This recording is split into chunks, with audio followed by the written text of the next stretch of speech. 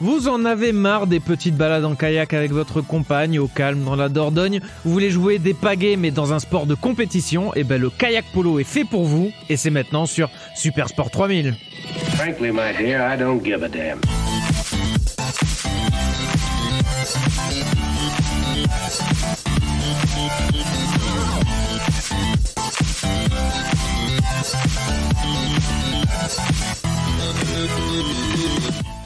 Salut tout le monde, comment ça va? Ça va. Vous devriez voir Nicolas et Seb qui m'en font s'entraînent à pagayer là comme des professionnels. En plus, alors le kayak, j'adore ça. Hein, donc, voilà, et ben Nicolas, peut-être que ce sport est fait pour toi aujourd'hui. Ouais, on va parler. On a inventé en direct quand même le dance kayak.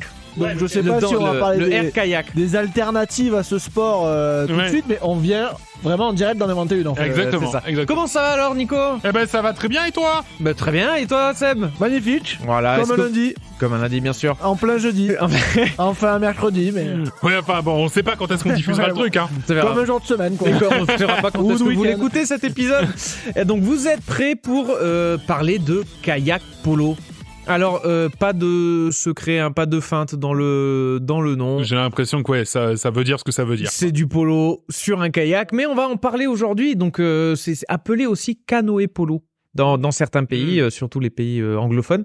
C'est un sport collectif où donc deux équipes de 5 joueurs, chacun sur un kayak, s'affrontent avec un ballon sur un plan d'eau rectangulaire. D'accord. Pas forcément une piscine, ça peut être aussi une rivière.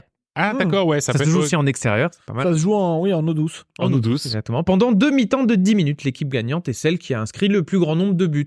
D'accord, aussi simple que ça. Aussi simple que ça. Et il y en a qui l'appellent canoë, il y en a qui l'appellent kayak. Canoë, kayak, je c'est pas forcément la même chose. En France, c'est kayak. côté. En France, c'est kayak polo. Et, mais bon, dans les pays anglophones, c'est plutôt canoë. Ok. Canoë polo.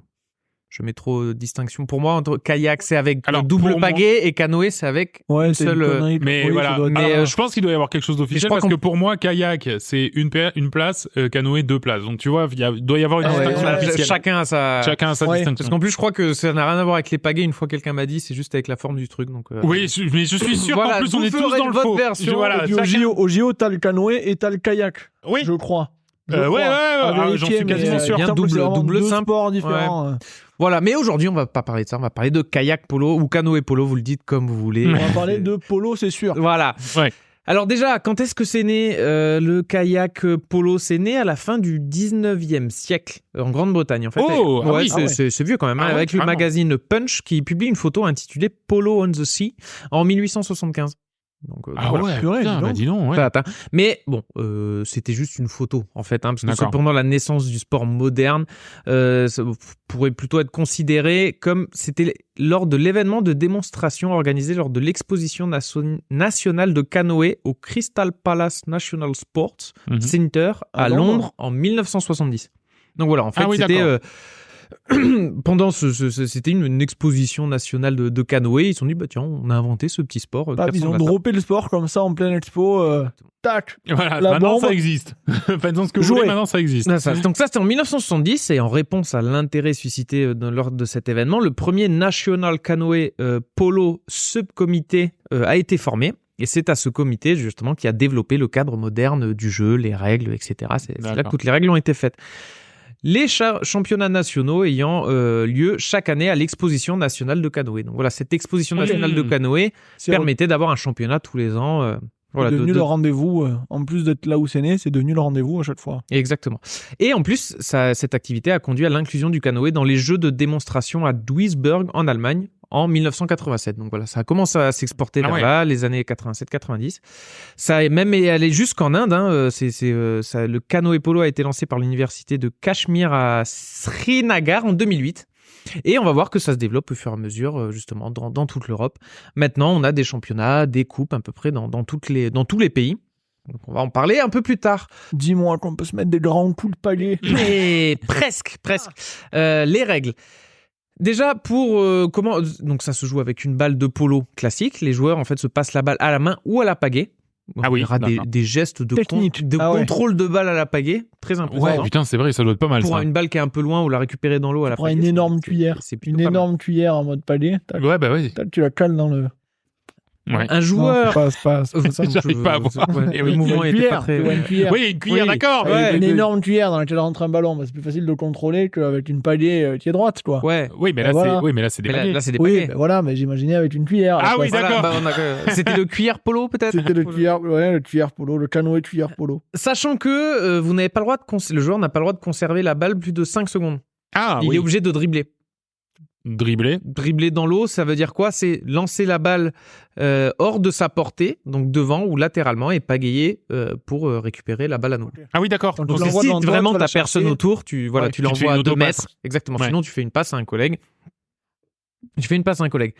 Ça va ressembler un peu à du handball, à du basket, c'est-à-dire au niveau des joueurs, au niveau des dispositions, on le verra plus tard. Un joueur en possession de la balle peut être contré. Comment je récupère un ballon à quelqu'un? Pour défendre, je peux contrer un adversaire grâce à la main ou à la pagaie. Voilà, D'accord. je peux mettre un contre grâce à la pagaie. Ouais, tu remues la palier au-dessus de toi pour essayer de contrer. Exactement, tu essaies d'intercepter une passe avec la pagaie. Ou bien, tu peux pousser quelqu'un sur l'épaule. Tu peux le pousser sur l'épaule avec une seule main. Donc, tu as le droit de retourner quelqu'un. Tu peux littéralement, Ah, ça putain, fait partie de la ah, technique. Tu peux ça, jouer c'est des coups. rigolo. C'est Oui, vraiment... j'aime ce sport à partir Voilà. de maintenant. C'est ça.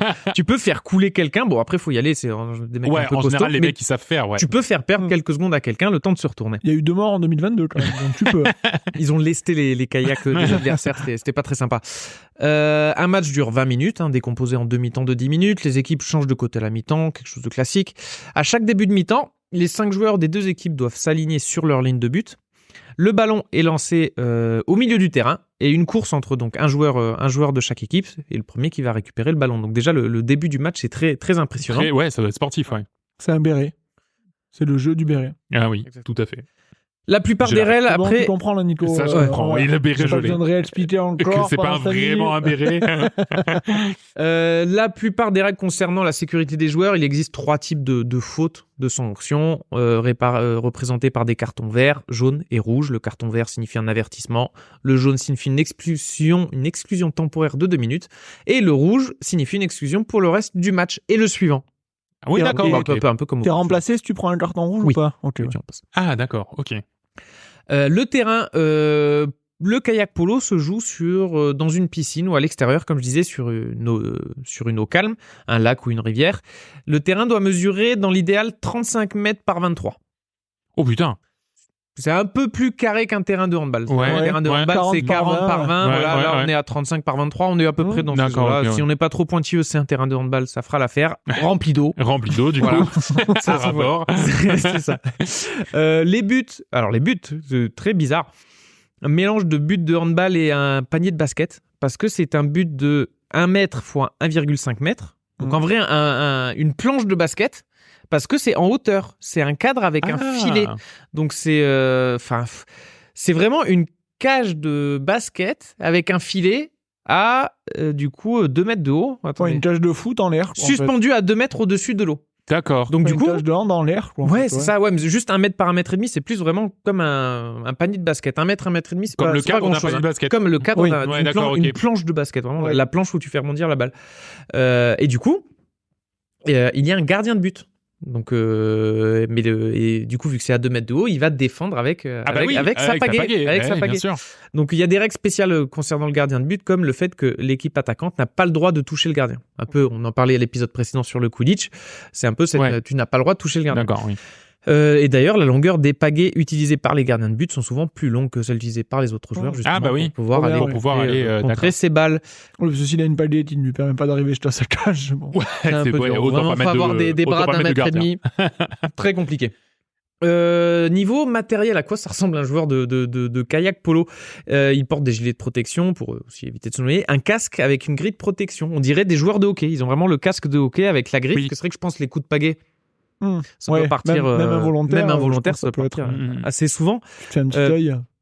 Les pagaies de kayak de kayak polo sont légèrement plus robustes que les pagaies ordinaires, Ouais. justement aussi, je pense, pour éviter les coups, et sont composées de matériaux composites comme la fibre de carbone. Et pour des raisons de sécurité, l'épaisseur des pagaies est un peu plus large. Donc d'au moins 5 mm pour être réglementaire, pour éviter qu'elle soit tranchante. En fait. Ah oui, bien sûr. Ouais. Oui. Une vraie pagaie, ça peut poser problème. Pour éviter la que balle se fasse la carotide aussi en plein match. Parce que exactement. Oui. La balle est la même qu'un water polo. Les embarcations, c'est juste un peu plus courte que des kayaks normaux pour permettre un peu plus de mobilité. Mais voilà, rien de particulier. Les pointes sont arrondies aussi des kayaks, justement, surtout à l'engagement pour éviter de se prendre un kayak en plein dans le torse. Il vaut mieux que ce soit un peu plus arrondi. Là, maintenant, parlons un peu tactique. Comment ça fonctionne? Comme je dis, c'est quelque chose qui ressemble beaucoup au basket ou au handball. En attaque, le principe de base est le décalage. C'est-à-dire qu'on va se faire des passes, on va attaquer à 3. Il y a un meneur, des ailiers et 2 sortes de pivots. En fait, ça s'attaque à 5. Comme au hand, c'est ça. Aussi avec la notion de... C'est ça, vous êtes un peu comme au basket, vous essayez d'attirer plusieurs défenseurs sur vous pour faire la passe. Il peut y avoir, il y a la création d'un espace pour s'engouffrer. Il y a il y a outre le décalage, il y a des blocs, il y a du relais, il y a du pivot. Tu joues en pivot avec un autre joueur. Bloc à un mec. Donc tu te mets derrière lui pour l'empêcher de suivre notre gars. C'est ça, il y a pas le principe même du bloc. Si tu vas pas te déplacer vers le joueur. Si tu te mets sur le chemin de quelqu'un, enfin t'es pas à pied quoi, hein, donc ça, il faut manœuvrer. À moins que ce soit vraiment volontaire de lui rentrer dedans, tu peux être là. Excuse-moi, j'étais là. Tu dois le contourner. Ouais. Mais du coup, on va regarder sur le match plus tard. Ça ressemble beaucoup à un gros tas de joueurs devant le but. Vraiment, c'est du...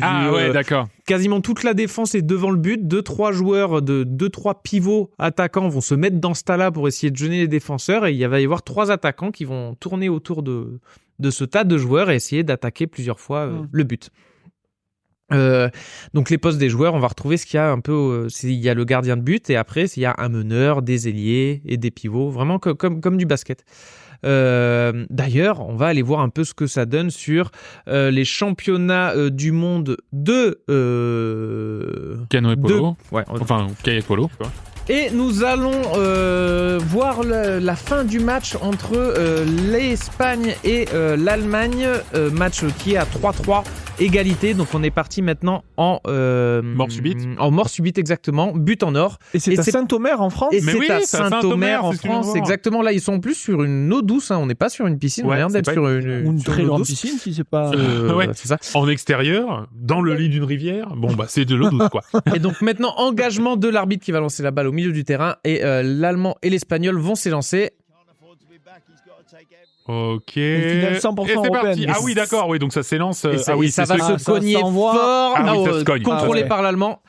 Maintenant que balle contrôlée par l'Allemand. Donc, il a 5 secondes pour la donner. Il l'envoie au fond du terrain. Les Espagnols vont se placer devant les cages. Il y a des remplaçants. On voit les remplaçants à l'extérieur qui peuvent rentrer à tout moment. Ça s'organise quand même vraiment devant les cages. Ah ouais, vraiment, c'est en bloc. Un mur devant en bloc devant les cages. Mais après, du coup, pour le coup, ça ressemble vraiment à du basket. C'est-à-dire que oui, ça se passe là où l'action se passe. Il y a vraiment la raquette où il y a beaucoup de joueurs. Et là, un gardien quand même. Donc. Les Allemands qui se sont fait une passe loupée par le meneur allemand, qui sont obligés de revenir en arrière, mais ça reste contrôlé par les Allemands. Il y a 3-3 entre les Allemands et l'Espagne. Exactement. On est sur balle en or, là. On est sur but en or, les prolongations, les pivots allemands qui viennent foutre un peu le bordel sur les défenseurs espagnols. Ça continue à se faire la passe, à tourner la passe côté allemand. Ça se rapproche du but. Ah oui, effectivement. J'ai du mal alors là, c'est à partir d'où tu peux commencer à tirer. Il faut être très proche. Ils attendent vraiment d'être très très proches, car le gardien avec sa pagaie peut beaucoup courir. Tir allemand qui passe au-dessus. Ah ouais, d'accord. Oui, effectivement. Va être espagnol. Il y a quand même beaucoup d'arrêts finalement dans le.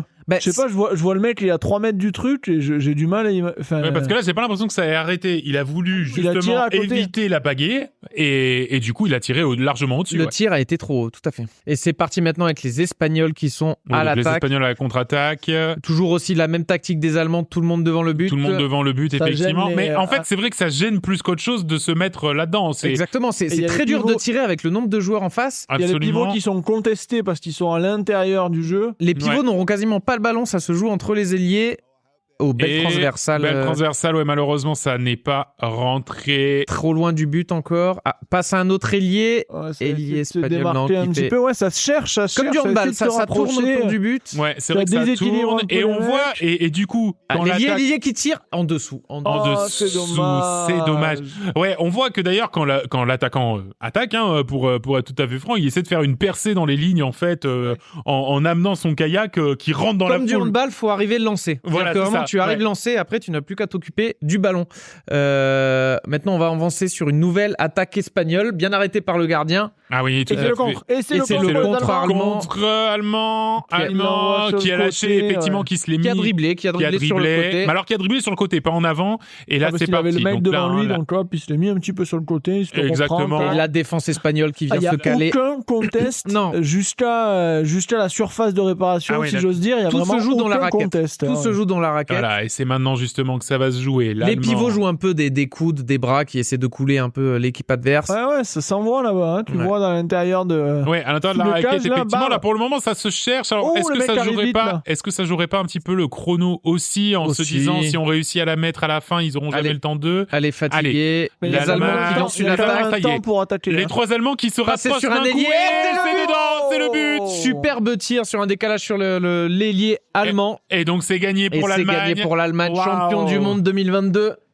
Bravo à ces Allemands. C'était plus lisible que ce que je pensais à la base. Vu que c'est pas très, c'est pas que c'est pas très rapide, mais vu que tu les vois, le temps de pagayer, etc., c'est très lisible. Et puis vu que tout se passe finalement dans la raquette, le temps de mise en place, t'as le temps quand même de comprendre un peu ce qui se passe, de se positionner, et après tu lis plus facilement. Un mélange de handball et de basket dans la stratégie, mais tout ça sur un kayak, quoi. Ouais. Ce qui facilite pas les choses. Sur un canoë ou sur un kayak, pardon. Comme tu veux. Les deux. Comme vous voulez. Que te dit ton cœur? Donc voilà, ça c'était les championnats du monde 2022. Sachez que dans la plupart des pays en fait où le kayak polo est pratiqué, il y a 2 compétitions officielles, en général le championnat et la coupe. En France, en France, il y a le championnat qui se déroule sur plusieurs journées dans l'année. Les équipes se rencontrent 2 fois. Chaque autre équipe. C'est géré par la Fédération française de canoë-kayak, ça s'invente pas. La Coupe de France, elle se déroule en 2 ou 3 phases, 1 ou 2 tours sélectifs, et ensuite la finale. Bah dis donc, c'est quand même vachement... c'est quand même... J'ai un collègue au boulot qui m'a dit, viens, on va faire du kayak. Il fait beaucoup de kayak, et ses amis font du kayak polo dans la région d'Antibes. Ça se joue, quoi. Donc, nous, on se fait chier à faire des 120 bornes dans les gorges du Verdon en kayak. Où c'est vraiment pas terrible. Où c'est plat et on l'a déjà vu 10 fois. On pourrait s'envoyer des babales, des grands coups de latte dans la tronche avec des babales. Ce serait vraiment génial. Exactement.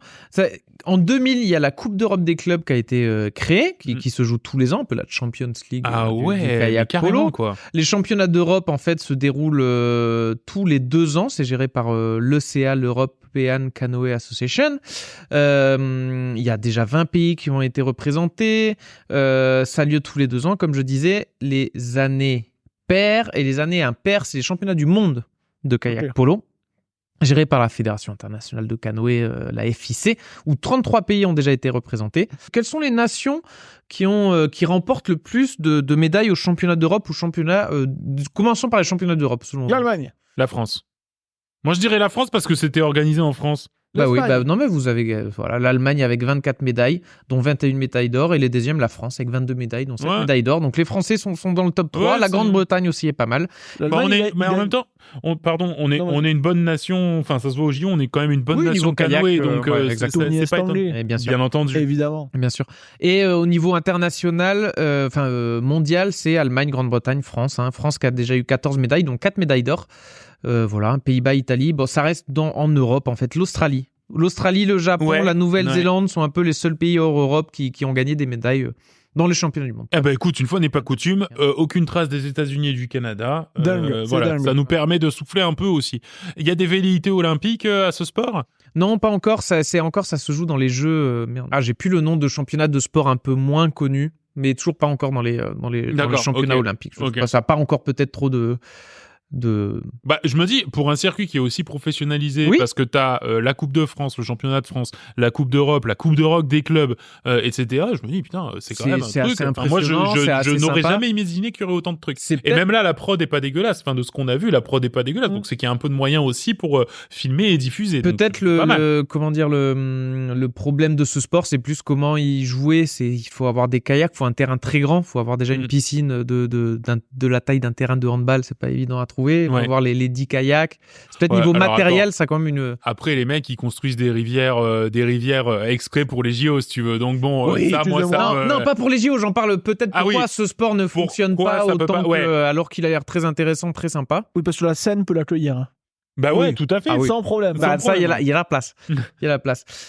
Donc voilà. C'était le kayak polo. J'espère que ça vous a plu. Bah, c'était très bien. Très intéressant. Très joli sport. Merci à tous de nous avoir suivis. Un Super Sport 3000, c'est un podcast de la galaxie Coop et Canap. Rendez-vous sur www.coopetcanap.com pour retrouver tous nos podcasts ainsi que le lien vers le Discord et sur nos réseaux sociaux. C'est sur quoi ? Super Sport 3000. Voilà, sur Twitter. N'oubliez pas de nous laisser 5 étoiles ou un commentaire, on se délecte de les lire. Envoyez-nous aussi des sports, vraiment si vous avez des sports, nous on est là sur Twitter, on regarde tout ce qui passe et tout, mais peut-être qu'on en a loupé, peut-être qu'on découvrira votre prochain sport. Merci Nico, merci Seb, merci. On se donne rendez-vous pour un prochain numéro, vous découvrirez peut-être votre nouveau sport favori. Salut. Ciao tout le monde. Ciao.